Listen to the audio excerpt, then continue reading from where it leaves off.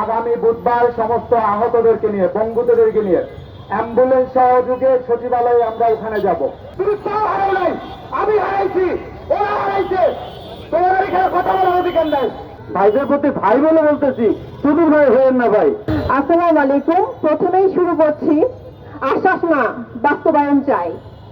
যেই সন্তানরা 20 দিনে স্বৈরাচার দমনের মতো কঠিন কাজ করতে পারলো, 40 দিনের মধ্যে তাদের চিকিৎসা করতে পারলেন না, 60 দিনের মধ্যে পারলেন না।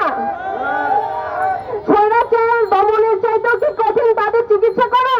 দেশের বাইরে অপরাধীরা পালিয়ে যাচ্ছে, আর আমাদের সন্তানদেরকে আপনারা দেশের বাইরে চিকিৎসার জন্য নিয়ে যেতে পারছেন না। সরকার কি দেউলিয়া হয়ে গেছে?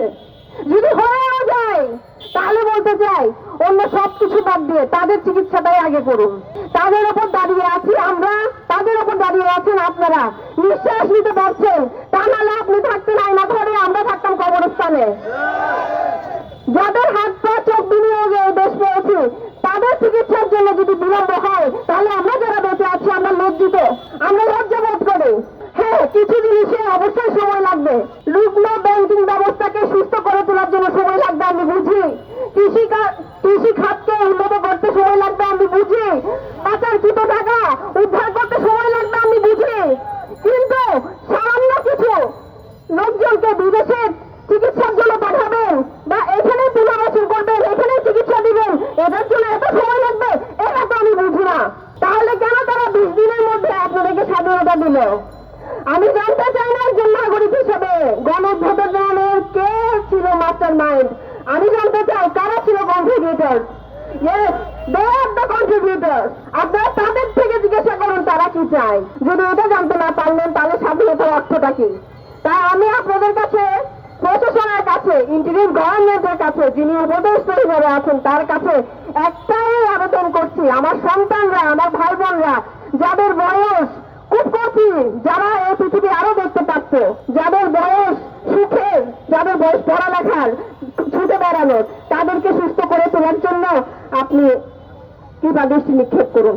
আমাদের ডাইরেক্টর থেকে ধরে মনে করেন সব গোপালি একবারে ছবি রং গান সবকিছু, তাহলে এত কিছু এখনো সরকার এটা পারে না। আর আমাদের ট্রিটমেন্টের জন্য মনে করেন ভালো ট্রিটমেন্ট তো দূরের কথা, ব্যথার ওষুধ ছাড়া আর কিচ্ছু নাই, লাল ট্যাবলেট। এক কথাই যদি বিশ্বাস না করেন আসেন পঙ্গুতে দেখেন, ঢুকতে দেয় না, কোনো রুগীর সাথে কথা বলতে দেয় না। বললে এক কথাই বললে তাহলে তোমাদের ছুটি নিয়ে তোমাদের চেয়ারবিতে পাঠাই দিব। এর আগের দিনও অনেক দিন মানে এটা ভাই ভাষায় প্রকাশ করা যায় না আমাদের সাথে কি দুর্ব্যবহার গুলো করছে তারা। তাই এটাই বলতেছি যে আমাদের যে ভাইরা আছে, ভাইদের প্রতি ভাই বলে বলতেছি, শুধু ভাই হয়েন না ভাই। আমি হারাইছি, ওরা হারাইছে, তোমার এখানে কথা বলার অধিকার নাই। তোমাদেরকে কথা বলার অধিকার দেওয়া হয়েছিল, সেই অধিকার তোমরা হারিয়ে ফেলেছ। আমাদেরকে ফোর্স করবে না, আমাদেরকে ফোর্স করবে না। বিনীতভাবে অনুরোধ চালাচ্ছি, বিনীতভাবে।